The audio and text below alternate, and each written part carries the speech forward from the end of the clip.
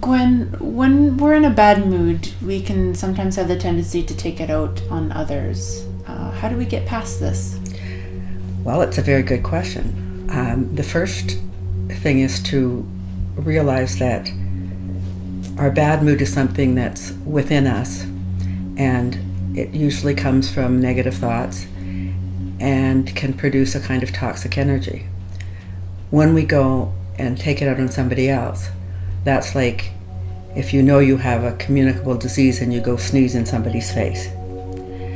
So what we have to look at to get past that is to own our moods and realize that they're not because of something that happened out there. It's the way we interpreted whatever happened out there. And if we interpret it as, this is a bad thing, the ego says, this doesn't serve me, this isn't what I wanted, then we have to realize that our reaction to that is going to make us unhappy, put us in a bad mood. But if we accept that everything that happens is there for our learning and as an opportunity to help us transcend our ego reactions, then we can really begin to make shifts. What if someone does something to me? Isn't it their fault and they might deserve my angry reaction? Well, we can say that, but that's the old way. An eye for an eye. And we know an eye for an eye ends up with two blind people. And we can also think that whatever happens, it's never about the other person.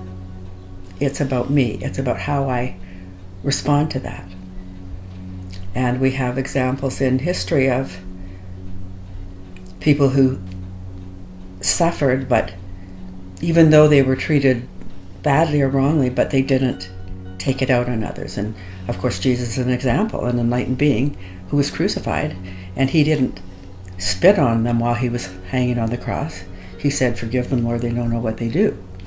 So it's a big leap for us to move out of ego and to realize that if somebody does something to us, the way I describe it is somebody can hold a knife next to your heart, but it can't hurt you unless you grab it and push it in. So whatever they're doing, it's not about you, and you don't have to take that into your heart and make yourself hurt about it. So if I'm in that moment of anger, what would you suggest that I do? I would suggest that you recognize that this is an old pattern that's coming up for you, that it's a reaction, not a response, that you own it and that you take a time out, go off by yourself and sit down, and you might meditate, or you might go inside and say, what's going on for me? Why am I choosing to feel hurt? What was hurtful about that? And why is that triggering something in me? Is it perhaps something that maybe I'm insecure about in myself, or I believe might be true? Because if somebody said to you, well, yeah, you have two heads, nobody's going to be hurt about that because we know it's not true. So whatever happens to us, the old way is just a knee-jerk reaction. And as we evolve into the next step, it's like, how do I heal this? How do I heal this hurt in me that has left me with wounds, so that when somebody touches that wound, like when you get an immunization at school and then kids like to punch you in the arm, well, how do I heal my inner wound so that I'm not going to be biting back at someone when I think that they've hurt me? Are you saying that we should never get angry and kind of like stuff that down?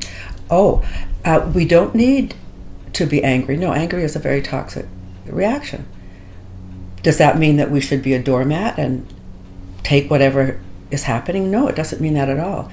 It means that we take care of ourselves, not by going into battle, because getting angry back at someone, it's like, okay, they hurt you, they sent a Scud missile, and so then you send a nuclear warhead back. And we've been there, done that. It's time to move on from that. So we can set boundaries. We can, if it's an ongoing pattern, we can just decide that we value ourselves more than allowing us to stay in that old pattern. If it's something, a new thing that happened, or something that happened with a store clerk or a receptionist at the doctor, something like that, we can go into our wise self, and we can either just see where they're coming from and say, I don't have to take that on.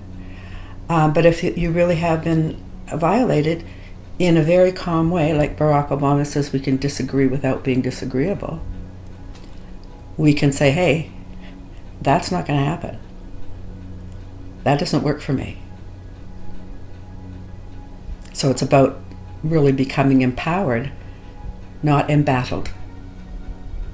Thank you, Gwen. My pleasure.